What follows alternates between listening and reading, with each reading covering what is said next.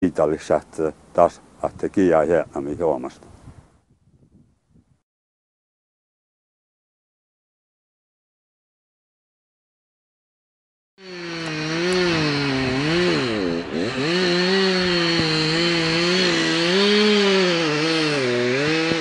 Tämäkö se sitten on vanhan metsä viimeinen kohtalo, että poltto uuniin?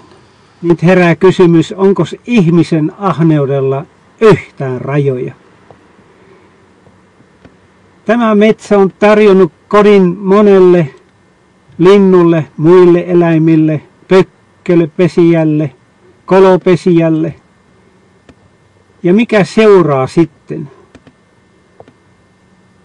Tulee tunne, että koko ihmiskunta on tullut hulluksi. Mutta tämä on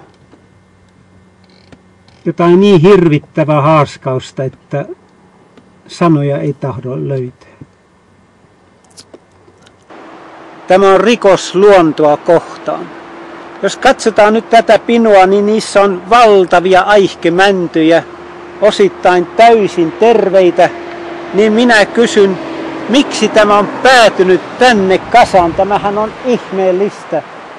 500-vuotias puu päätyy tuohon poltettavaksi.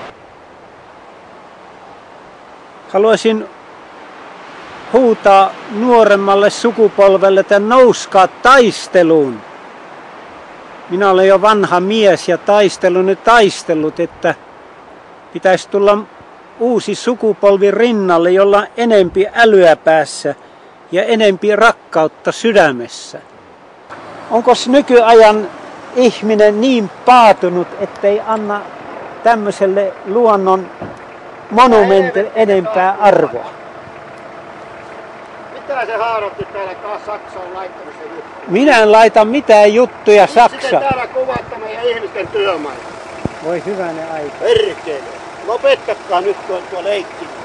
Me eletään täällä niinku toiset.